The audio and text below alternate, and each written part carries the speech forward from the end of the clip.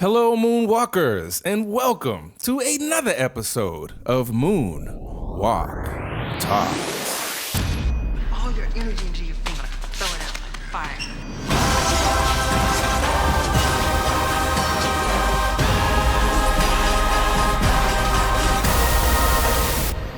Moonwalk Talks is a podcast dedicated to searching out the facts, stories, and theories all about the king of pop, the greatest entertainer of all time, Michael Motherfucking Jackson. I'm your host, Jenkins, a bitter old ex-rapper turned DJ and bar event guy that even 4 years later still feels the need to force his unwanted, heretical opinion on you blindly loyal, hive-minded, glitter-eyed fanboys and girls. And I hear you asking, well, nobody's really asking, what you been up to, Jenkins? Well, nothing, just work. I DJ every weekend and run bar events every weekday. Super exciting, I know. But really, for all three of you that probably wonder why I don't update this anymore, I mean, I've said it before. When I started doing this in 2014, there were 0 active Michael Jackson podcasts and vlogs, but now there are dozens and dozens, and they're all doing it way better than I ever did. Moonwalk Talks never really blew up the way other podcasts and YouTubers did, so like over time, I started thinking about something Mike Rowe once said on that show Dirty Jobs. He said, "Don't follow your passion, bring it with you." So instead of forcing something that wasn't really catching fire, I started putting my energy into the things that were actually working in my life. And honestly, I think there's a lot of truth in that advice. You can take it. The way I've always approached creativity is pretty simple. I only really make something if I feel like it fills a gap that actually needs to be filled, especially now where like there's so much online content that just fits like, or feels like it's fitting the algorithm. It's like the same recycled TikTok trends, the same editing styles, the same copied opinions, the same performative outrage. It's like the same reaction faces pasted over the same recycled clips over and over and over again. Let me say over more times. From day one, I've never been interested in just becoming another voice, just screaming into a room that's already crowded. But, you know, with all that said, here I am making a brand new episode of Moonwalk Talks anyway. But I mean, I feel like I have a opinion that is significantly different from a lot of the voices that are currently dominating this conversation about this movie. And if I didn't feel like I had something meaningful to say, yeah, I wouldn't be here. I wouldn't be doing this. Also, I'm a motherfucking hypocrite. So yeah, on this episode of Moonwalk Talks, I'm gonna give you my review of the highly anticipated first real big budget, major studio produced Michael Jackson biopic. Now, remember that word biopic? We'll be bringing that up a bunch. Michael, it was released in April of 2026, is a drama based on the life of our guy, Michael Jackson, directed by Antoine Fuqua. I think I said that right. Antoine Fuqua. He did movies like Training Day, The Equalizer, and Emancipation. It's also produced by Graham King, the producer behind Bohemian Rhapsody, which I really enjoyed. I like that one.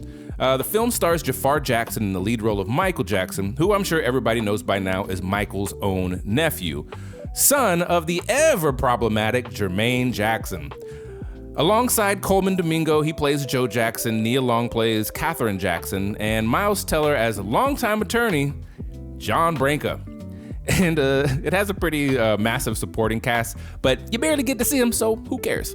The movie follows Michael from his childhood starting in 1966 with the Jackson 5 through the heights of global superstardom, finishing in 1988. It touches on the music, the pressure, the fame, the family dynamics and controversies surrounding the king of pop. Well, at least that's what they set out to do, I think. Possibly. Well, let's just go ahead and get this out of the way. I don't like this movie. So if you aren't thrilled about hearing an irrelevant old podcaster airing out his grievances about a movie that you probably enjoyed, just turn this off now and go listen to, you know, your favorite MJ personality glaze this movie like academics writing those terrible Drake albums. I'm sure it'll make you feel much better to go listen to some MJ fanatic treating this like it's some masterpiece of theatrical cinema. But for the rest of you that are able to handle different opinions and are ready to hear maybe some compelling, logical, and candid points that may change your feelings on the film, then let's continue to get through this together. Also, quick warning, there will be spoilers, obviously, but not sure how I can spoil a movie that has nothing to spoil. So let me explain why this is not a good Michael Jackson biopic. But since the bad will take up the majority of this episode, let's just start with the good. Now, when I started seeing the news about this movie being made, I had the highest of hopes. We are finally getting a real Michael Jackson movie. A big budget, a good director, no Flex Alexander and ghost makeup, no side story or VH1 movie. We're getting a real Michael Jackson movie. And they started out so strong. And then they release who they cast as Michael. Jermaine Jackson's f***ing son Jafar.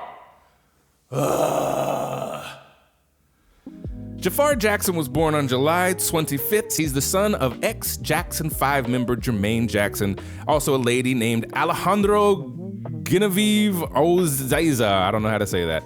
Now, if you aren't familiar with these Jackson family dynamics, let me catch you up, because this situation sounds like a daytime soap opera. Before Alejandra got with Jermaine, she was actually in a relationship with Jermaine's younger brother, Randy Jackson. She had children with Randy first. Then somehow, in one of the most baffling relationship pivots in celebrity family history, Jermaine ends up marrying his own brother's ex and having more children with her. Because there obviously aren't enough people in the world. But speaking of other people in the world, more on that in a sec. That means that Jafar grew up in a bizarre situation where some of his cousins are also technically his stepbrothers and sisters at the same time. But really, this is just on par for the Jacksons.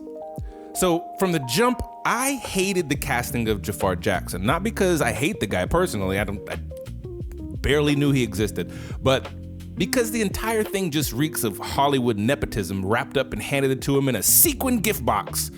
And we're talking about Michael Jackson. He's the most famous entertainer in human history. And you're telling me that out of all the literal billions of people on this planet, the absolute best possible choice just conveniently happened to be Jermaine Jackson's son? Are we serious? There wasn't a worldwide casting search, no unknown performer somewhere with the hunger, charisma, and obsession to completely disappear into the role. The job just immediately lands in the lap of somebody already sitting at the family dinner table. And what makes it even stranger to me personally is that Jermaine and Michael had a notoriously complicated relationship over the years, especially during certain periods where Jermaine publicly criticized, competed with, or distanced himself from Michael. So there's something that feels insanely wrong about the estate essentially handing one of the biggest acting opportunities in entertainment history directly to Jermaine's son. It just feels like the Jackson family business continuing to operate exactly the way the Jackson family business has always operated. But with all that being said, I'm glad to say I was incredibly wrong. Out of everything I hated about this movie, Jafar was one of the best parts of the film for me. I think that he absolutely nailed it. I think he did an amazing job portraying his uncle. You could tell he seriously put in the work to make this performance as close to his uncle as possible.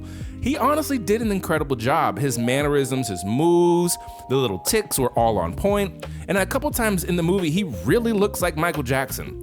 Other times, it's very obvious that Jermaine's son is cosplaying, but all in all, I was wrong, he proved me wrong, and I apologize for doubting him. I think I put some memes up at the time that he was announced, and I think I made some cracks about his music and albums. I'm sorry, Jafar. You did good. I was wrong. There, I admitted it. Now, in that same breath, there is still probably somebody out there that would have been better and not part of the Jackson family. But we got Jafar, and he did fantastic. Also, let's not be naive here, okay? Because he was a great dancer and did a great job acting as Michael, but that was not Jafar's voice or vocals. Now, let me be more precise. Jafar was the body, somebody else did the voice, and then they used Michael Jackson's original vocals for all the singing. Well, I would say at least 98% of it. Mark my motherfucking words. I know people are gonna try to argue with me about this, but this wouldn't be the first time that they told you that someone's vocals are authentic. Oh, snap.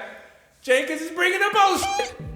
I'm telling you right now that they either had a voice actor come in for ADR or they used AI. Now, I don't really know if they used AI, but definitely ADR. Jafar didn't sing or talk the dialogue in this film. And hey, filmmakers in the state, if I'm wrong, prove it.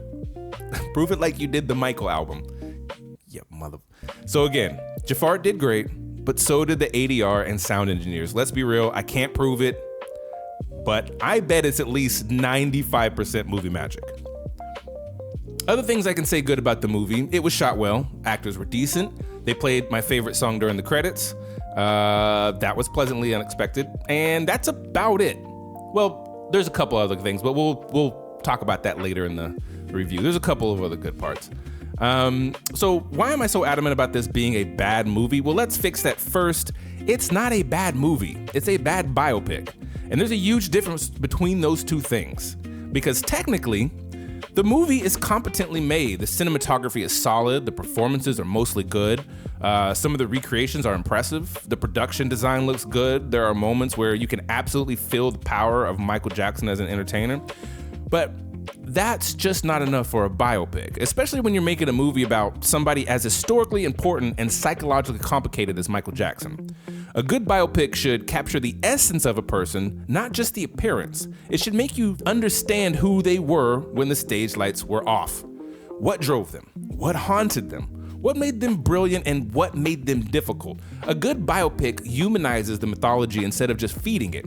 Why is he the guy? Why is Michael Jackson the king of pop and not somebody like Donny Osmond or Prince? Like, lots of artists have great songs. Lots of artists can dance well. Some of them even have pretty cool music videos. Lots of artists get plastic surgery. Lots of them had rough childhoods and weird quirks. That's all the movie showed you. That's it. Never gave you the opportunity to understand who Michael truly was. It was very surface level stuff here. But see, the best biopics understand something really important. You do not honor a legendary person by pretending they were flawless. You honor them by treating them like a human being instead of a corporate mascot trapped inside of a flashy display case.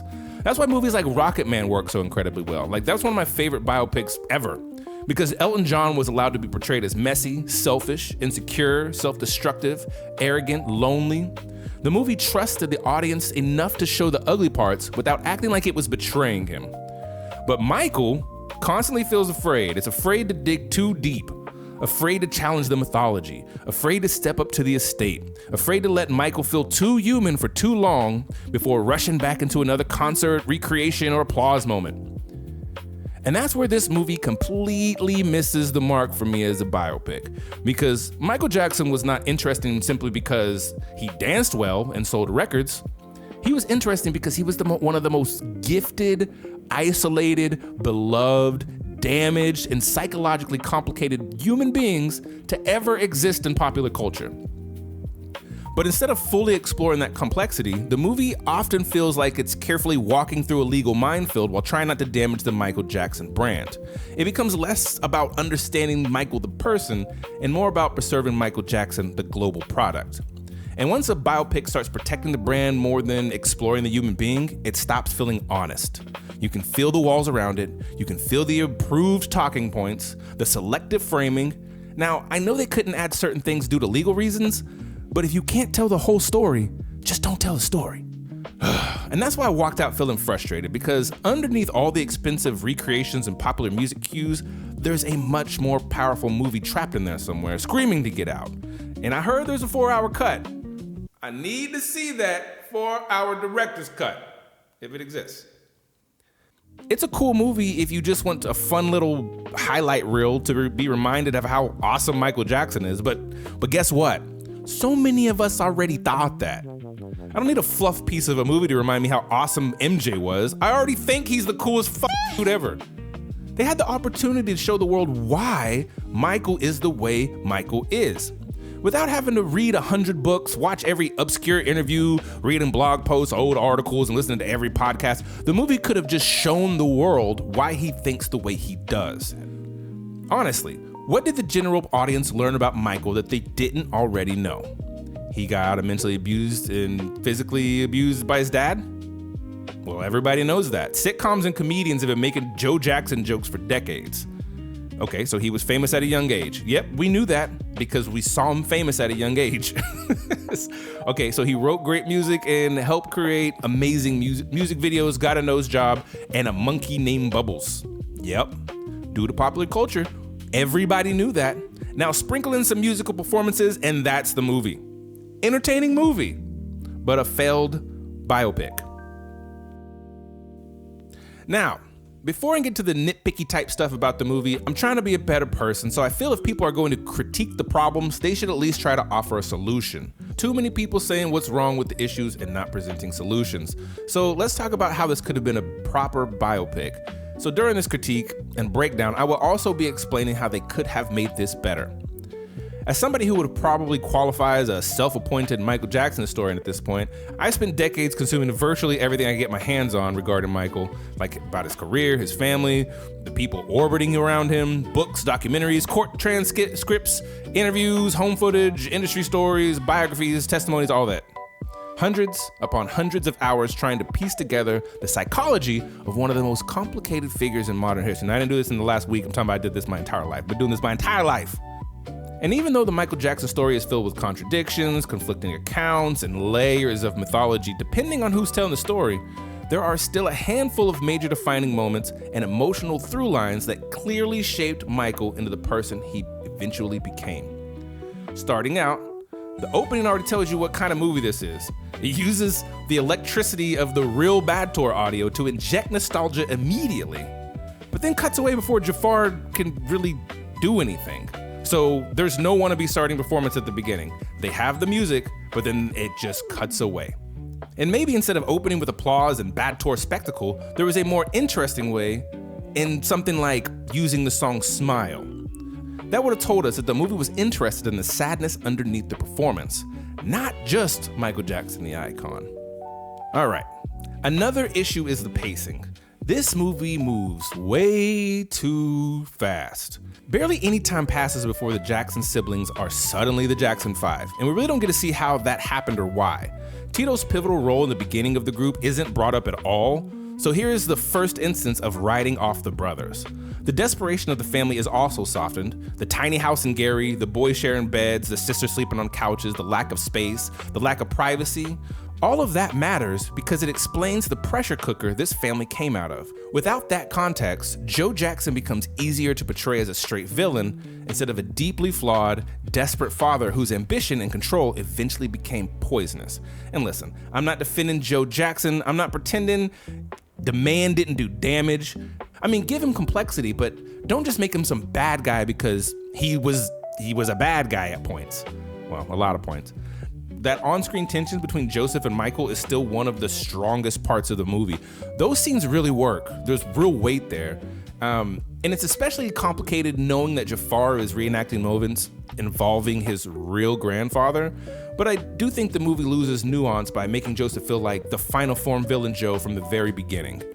And why leave out the fact that Jackson siblings were performing in bars and clubs and adult nightlife environments at a ridiculously young age? The movie frames it like they were just simply performing for adults.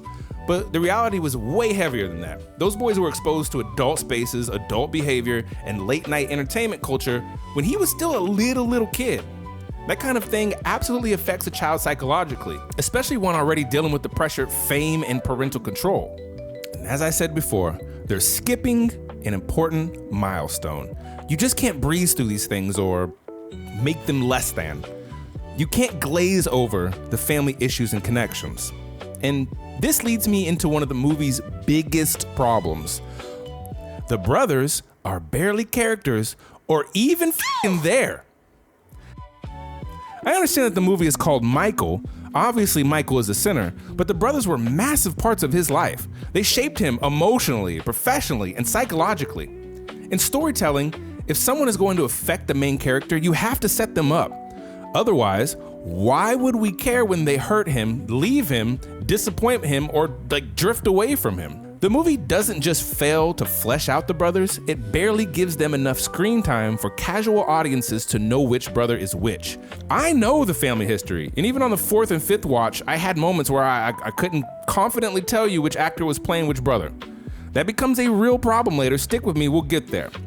This movie makes Michael feel lonely almost immediately, even as a kid. But young Michael was close with his brothers for a long time. They grew up together, they traveled together, they rehearsed together, they slept in cramped rooms together. They built this impossible dream together. It was them versus Joe. The real separation happened gradually. Jermaine Jackson staying with Motown was a massive fracture. Michael wanted to go solo was another. The family didn't just wake up and emotionally disconnect one day. The distance had a history.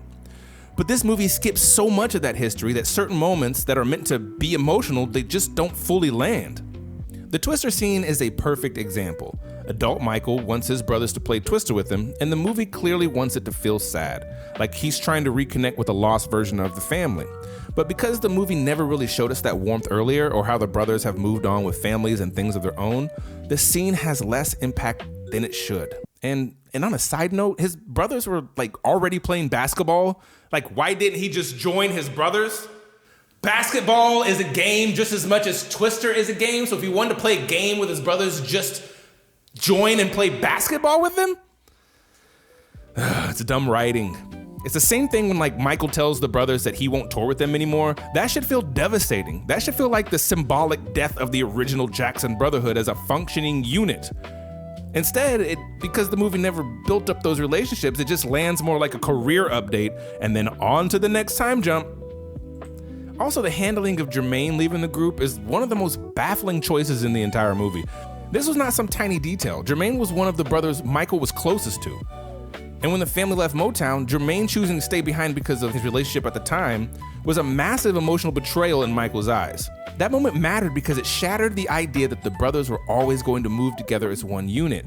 Suddenly, business, loyalty, ambition, and family were pulling them in different directions. And the movie basically treats it like a nothing. I mean, not that I know, but could that be because Jermaine's son is playing the lead role? Let's not make Jermaine the bad guy now. So just push that out of the movie. Dumb choice. These are the kinds of moments a biopic should build around. That's emotional architecture, but Michael keeps skipping over the psychological earthquakes while obsessing over the flashy fireworks. Just hot dogging and grandstanding. The movie also glosses over major people and eras that shaped Michael. Berry Gordy barely feels like a real presence. Suzanne DePass is barely treated like an important figure. Diana Ross is almost completely absent as an emotional and psychological force. The Wiz is barely explored, even though it directly connects to Michael meeting Quincy Jones and beginning the next major phase of his artistic life. And how cool would that scene have been where MJ and Quincy had that dialogue about him producing his first real solo album? That would have been epic to see on screen. And suddenly, we jump from Jackson 5 history to Michael and Quincy talking about Off the Wall. So we get none of that. The movie doesn't really show the scale of the Jackson 5 mania either. These kids weren't just popular. They weren't just playing small fairs. They were a cultural phenomenon. But because the film rushes so aggressively, Michael's transition into solo superstardom doesn't feel as earned narratively as it should. And then barely 50 minutes in, we're already working on Thriller. Which is insane because Off the Wall was not some tiny warm-up lap before Thriller. It was a massive turning point in Michael's identity as an adult artist. It represented freedom, confidence, growth, independence, frustration with the industry. Especially after Michael felt the album wasn't taken seriously enough critically despite its massive success. All that emotional fuel leads directly into why he became so obsessive with Thriller. But the movie keeps treating entire eras like transitional filler. They also reduce Michael's appearance issues mostly down to Joe made fun of his nose. And yes, that absolutely mattered, but it was more layered than that. Michael was a young black superstar growing up inside an image-obsessed industry, surrounded by polished white teen idols like Donny Osmond and other heartthrob celebrities who represented the beauty standard of the time. His insecurities didn't just happen in a vacuum. Fame, race, beauty standards, acne, media pressure, and celebrity culture were all colliding inside that kid's self-image. It should have shown that. And this pacing issue becomes even more confusing when you remember the movie only goes to 1988. If this was one 3-hour movie trying to cover 1966 to 2009, I could understand the rush, but this only goes to the Bad Tour. And they already knew they were gonna make 2 movies. So why are we skipping Why are we skipping foundational relationships, emotional turning points, and creative evolution? Why are we skipping that? So are we skipping it so we can make more room for CGI bubbles? Let's talk about that. The CGI Bubble stuff really bothered me. Not because Bubble shouldn't be in the movie. I understand Bubbles became part of Michael's public image, but the execution felt cartoonish. Almost like the movie temporarily turned into a Disney Plus live action remake. It's like every time the little guy showed up, it was distracting. And when the movie is already rushing through major relationships, missing emotional context, and skipping important eras, it becomes very noticeable when so much time and money is being spent on uncanny CGI monkey scenes. That money could have went somewhere else. That time could have went somewhere else. And also, I'm sure somebody's already made the joke, but Moonwalkers, go ahead and insert your own Robbie Williams monkey movie joke here. Another thing that kept pulling me out was the music placement, or as they call them, needle drops. A music biopic should understand that songs are emotional time machines. They anchor us to a specific era, a specific mindset, and a specific version of the artist, especially with Michael Jackson. He was so different from album to album.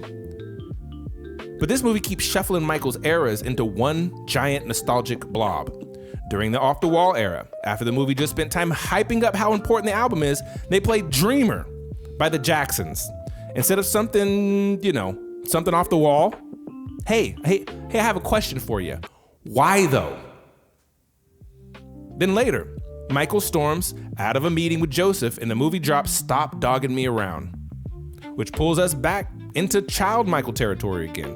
At that point in the story, we're supposed to be watching Michael grow, become more independent, separate from childhood Michael Jackson. So why not use Off the Wall or get a more recent Jackson's track that actually fits where the characters are emotionally?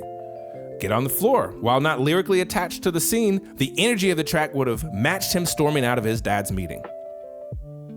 And then, during the Victory Tour, the movie very obviously uses the 1988 Bad Tour version of Human Nature.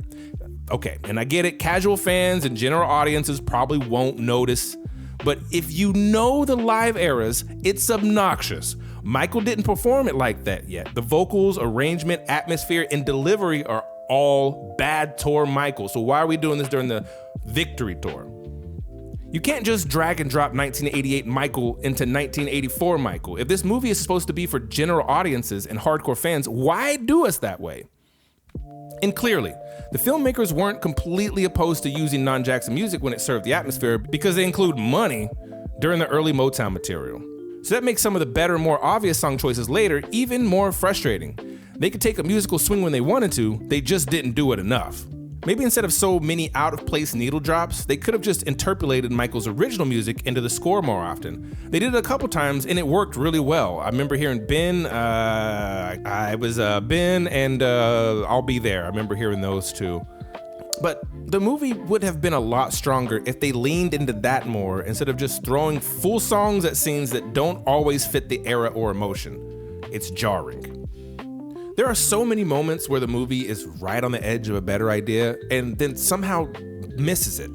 The Ben performance is one of them. In real life, around that era, Michael would sometimes interrupt older material and pivot into newer off-the-wall songs, almost symbolically telling the audience he was no longer just a little boy singing Ben. That would have been perfect for the movie. Have him stop Ben, acknowledge the old material, and then explode into an off-the-wall performance. That would show his growth in real time. It would be a musical number and character development. Instead, the movie keeps emotionally clinging to child-era nostalgia, even during the part of the story where Michael is trying to escape that image. The movie also skips the Starlight part of Thriller's whole creation, which is frustrating because that story shows the actual process behind greatness. Thriller didn't just descend from the heavens, fully formed. It evolved. There were earlier ideas, revisions, experimentation, refining. Starlight also was a point where he was trying to move past just being a disco guy. You know? There are levels to this. Anyway, that's the stuff that makes genius and collaboration interesting. Same with the real inspiration behind Thriller. Michael's fascination with American Werewolf in London and those transformation effects is important because it directly explains why John Landis became and why Thriller became cinematic instead of just being another music video. In the movie, they show Michael watching House of Wax featuring Vincent Price, which I understand is a cute little breadcrumb because Vincent Price later does the rap on Thriller, but that's not the real creative spark behind the Thriller short film. The more important inspiration was Michael's scene in American Werewolf in London. and wanting that John Landis transformation movie magic. So again, the movie chooses a tidy reference over the actual creative chain of events. The Beat It sequence has some problems too. The movie makes it look like gang members were involved during the dance rehearsals, but the real gang members were only part of the actual video shoot because of where MJ wanted to shoot.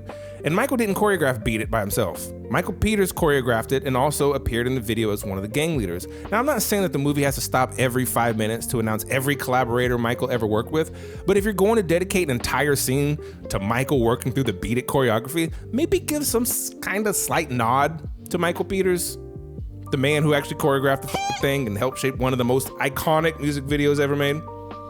The movie keeps framing Michael like he existed in a creative vacuum, like every legendary visual, dance move, and cultural movement simply materialized out of his brain with no meaningful collaboration or influence. No Bob Fosse, no Fred Astaire. Well, I think they showed him on TV once or twice. Michael was obviously a once-in-a-lifetime artist, but part of telling an honest story about genius is acknowledging the creative ecosystem around that genius. Also, yes, and this is nitpicky fan historian bullshit, but I wouldn't be me if I wasn't petty.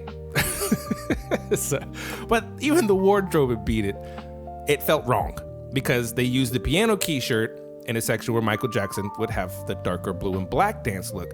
I know it's a tiny thing, sure, but when a movie is like, they're spending $200 million to make this thing, it's about one of the most detailed, obsessed entertainers who ever lived. I mean, the details kind of matter.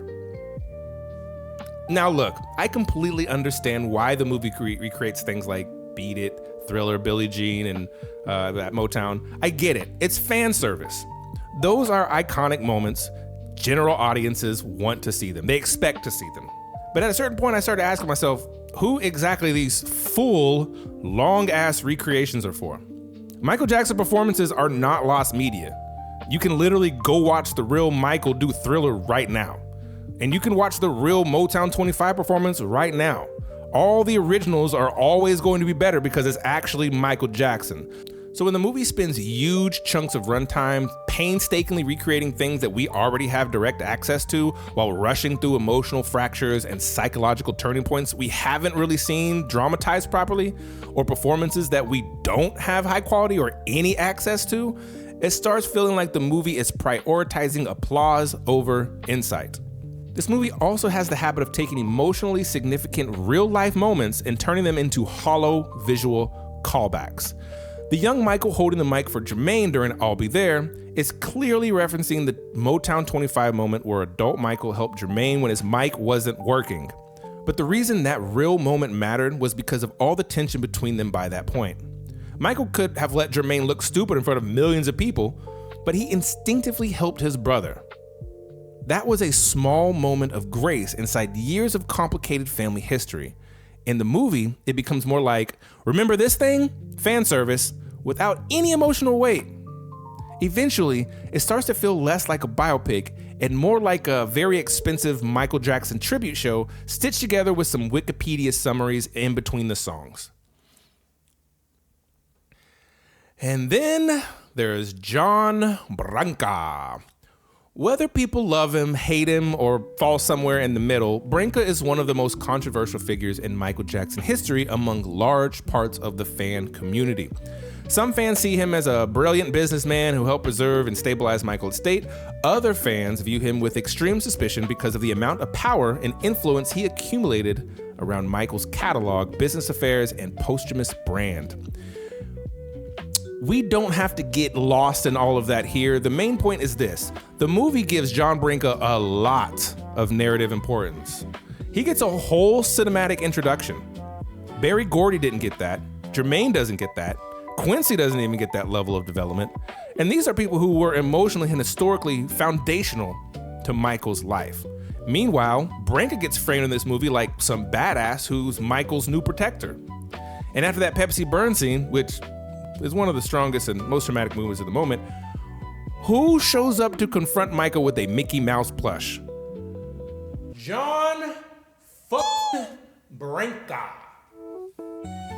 Not his brothers, not Quincy, not LaToya. Apparently, the emotional support character of this movie is John Branca, descending from the heavens with Disney merchandise like some sort of corporate guardian angel. It's egregious, genuinely egregious. And it becomes hard not to notice when you know who had a major role in making this movie. Spoiler, John Branca. He was heavily involved. Now, the Walter Yetnikoff scene, he absolutely belongs in the movie. He was very important to Michael's career, especially during the Thriller era and the MTV Epic Records politics. My issue is not that Walter is in the movie. My issue is that Mike Myers is in the movie. My issue is the cameo bullshit. It pulled me completely out of the film, and I already had a foot out the door. It felt less like, here's an important industry figure in Michael's life, and more like, hey, everybody remember Bohemian Rhapsody, where he did this exact same thing in the other biopic we did? And yes, I get that Mike Myers had a cameo in Bohemian Rhapsody, but that made sense because of the Wayne's World connection to Queen. If they wanted a fun, silly little cameo connected to Michael's world, like, why not Weird Al? Put some prosthetics on that man. Weird Al. I mean, at least Weird Al represents Michael's actual pop culture dominance. Or even like somebody like Macaulay Culkin would have been cool. He had more thematic connection to Michael's world than Mike Myers. Again, the Walter scene should obviously be there, but the casting and tone made it feel more like an industry wink than part of Michael's actual story. And if I didn't mention it earlier, to give the movie real credit, the Pepsi Burns sequence is probably one of the strongest parts of the entire film. The scene actually slows down long enough to let the audience feel the horror and impact of what happened, the panic, the confusion, the physical pain, the shock of this larger-than-life person suddenly becoming fragile and human. For one of the few times in the movie, it stops mythologizing Michael and allows us to sit with the trauma that genuinely changed his life physically and psychologically. That scene had some weight, it had consequence, and it reminded me that there is a much more emotionally grounded movie buried somewhere underneath all the spectacle. And here's some more nitpicky stuff, but maybe if they would have spent less money on CGI bubbles, they could have put more money into the CGI hair fire. It didn't look bad, but it could have looked better. But moving on back to the problems, and I guess here's another nitpick, but the audience extras really never looked period correct to me. A lot of them looked like people from the 2020s dressed up as people from the 80s. Like, they had hours and hours of literal reference material. They could have just watched all the old videos and copied exactly how the people looked back then. It's all on video. And I know that all sounds small, but Michael Jackson was one of the biggest perfectionists in entertainment history. This was a man who was obsessed over lighting cues, camera angles, wardrobe, timing, vocal layering, and choreography details down to the microscopic levels. So I don't think it's unreasonable to expect a movie about Michael Jackson to strive for the same level of obsessive authenticity. And this is where you kind of get to what the movie is really about. The deeper I got into the movie, the more it felt like the film wasn't really about understanding Michael Jackson as a complete human being. It's just put him in neat little boxes. Like, why did the movie lean so hard into the Peter Pan thing? Yes, Michael identified with Peter Pan symbolism. That's not the issue. The issue is when the movie reduces emotional complexity down to he just wanted to stay a kid forever. It was so much more than that. It felt like the movie's primary interest was exploring Michael's deeply oppressive relationship with Joseph Jackson, and then using musical recreation and nostalgia sequences to bridge the gaps. They start with Joseph, they end with Joseph. And yes, Joseph is very critical to understanding Michael. That relationship shaped him in enormous ways, but Michael Jackson was more than just trauma, more than fear, more than damaged child becomes superstar. He was funny, competitive, insecure, controlling, generous, obsessive. Yes, he was childish, but he was also brilliant, very lonely, strange, spiritual. He could be manipulative at times. He was also warm at times. But all in all, he was deeply complicated. That is the Michael Jackson story I wanted the movie to have the courage to explore. Instead, Michael often exists in only two modes: Michael performing or Michael suffering because of Joseph. And while those are real parts of his story, they are nowhere near the whole person. And honestly, this is my main issue with the entire biopic. My biggest frustration isn't that they skip certain songs or rush certain eras or use the wrong live version of Human Nature, or that they gave John Branca the emotional support plushie entrance of the century. My biggest frustration is that this movie had a chance to help general audiences finally understand Michael Jackson.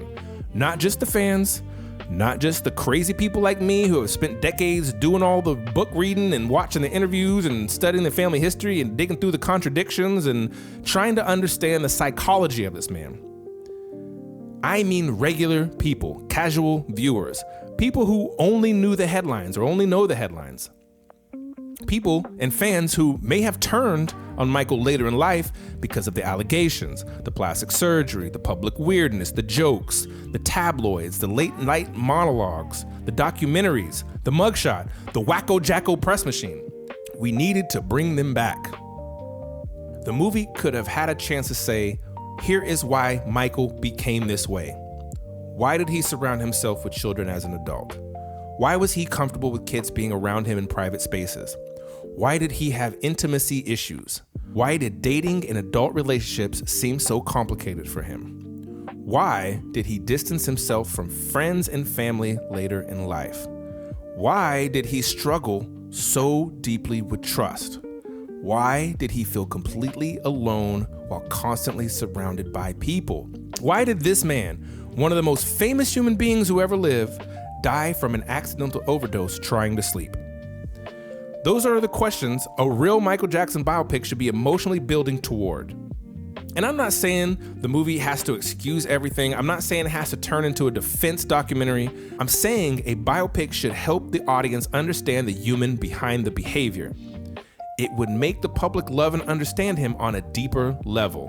Because if you don't explore the childhood, the adult environments, the lack of privacy, the religious pressure, the family fractures, the betrayal, the isolation, the body image issues, the fame machine, the industry manipulation, the loneliness, the creative obsession, the broken trust, then the later Michael Jackson doesn't make sense to the people who don't already know the story.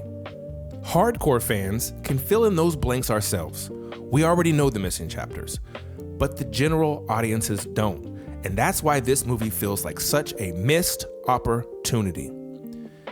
It could have helped the entire world understand why so many of us still defend Michael, not blindly, not because we think every choice he made was correct or normal, but because when you actually study the full story, you start seeing the damaged human being underneath the spectacle. But instead, the movie gives people the image of Michael Jackson without fully explaining the person who created that image. And that becomes an even bigger problem when you realize they were clearly setting up a sequel. Because what are they going to do now? Are they going to explain all that in part 2? Are they suddenly going to unpack the psychology, the isolation, the allegations, the marriage, the kids, the drug dependency, the death, the trial, the media destruction, the business betrayals, and the public collapse? After skipping so many of the foundational pieces in part 1? See, that's a problem. Because if part 1 ends in 1988, then certain things need to be set up before 1988. A perfect example is Paul McCartney teaching Michael Jackson about music publishing. That was a massive moment. Paul explains the value of owning songs, Michael listens, and then Michael eventually buys the ATV catalog, which include the Beatles publishing. It showed how calculated and aggressive Michael could be when it came to business. That decision had major consequences for Michael's relationships, his business empire, and the industry's perception of him, and a lot of the storylines that followed him for the rest of his life. So, what happens in the sequel? Are they going to flash back to 1984 after the first movie already ended in 1988? That would be ridiculous.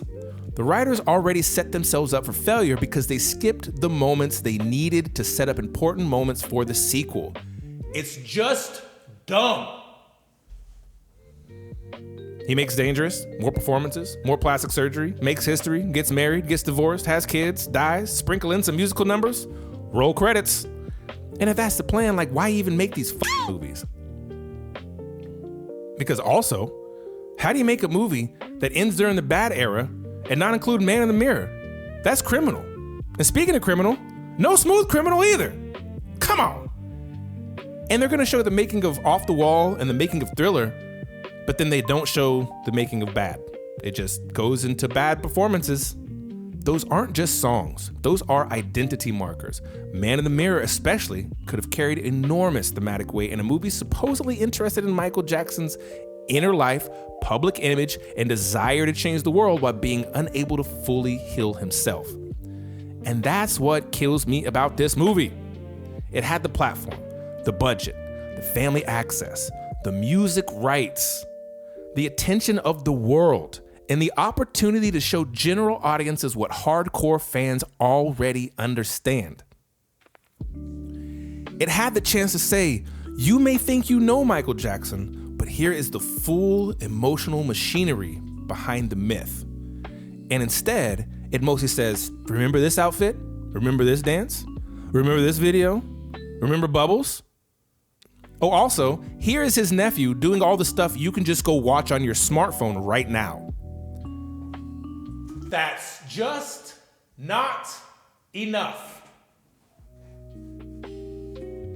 Not for Michael motherfucking Jackson. And when it really comes down to it, this is probably the simplest way I can explain my reaction to this movie. I felt absolutely nothing. Nothing. Through the entire movie, all the way until the credits rolled, I felt nothing. I mean, aside from disappointment. And that's insane to me, because we're talking about Michael Jackson here. This is the guy who has made me feel emotions through music, dance, short films, imagery, stories, performances, moonwalks, moments. This is somebody who is my Superman. He's been my Batman since I was 5 years old. Michael Jackson is not an emotionally neutral subject for me. He never has been. Even things I didn't completely love, like the MJ musical, still got to me emotionally. There were moments where the acting hit me, where the music cues worked, where I felt happiness in my heart, or tears forming. I've seen Michael Jackson 1 in Vegas more times than I can even reasonably justify at this point. And even after the 20th time seeing it, I still felt something. I still got chills. I still felt that little spark in my chest that reminds me of why Michael mattered so much to me in the first place. But this movie, nothing. Not a tear, not a real smile. I mean, I giggled when that kid and his mom noticed MJ in the store. That was pretty funny. But never that deep emotional punch that I expected to feel watching the life of the artist who shaped so much of how I understand entertainment, performance, and magic. And that might be the most damning thing I could say about it. Because a Michael Jackson biopic should not leave a lifelong Michael Jackson fan emotionally blank. It should overwhelm me. It should frustrate me. It should challenge me. It should make me cry. It should make me feel proud, sad, angry, inspired, uncomfortable, something. But instead, it left me sitting there hollow, watching a technically polished, expensive, estate-approved recreation of moments that should have meant everything to me and somehow meant almost nothing. That is how emotionally void this project felt. So when I say Michael is a bad biopic, this is what I mean. I'm not saying there are no strong scenes. I'm not saying there are no good performances. I'm not saying the movie has no value. Young Michael works, Jafar and the ADR team did great, the Pepsi burn scene works, the Joseph tension works, and some of the recreations are cool to see. But the movie doesn't consistently understand why these moments mattered, what they cost, who helped shape them, what wounds they came from, and how they changed the person at the center of them. The movie understands the image of Michael Jackson, but I don't think that it fully represents Michael. And for a movie literally called Michael, that's the part I just can't get past.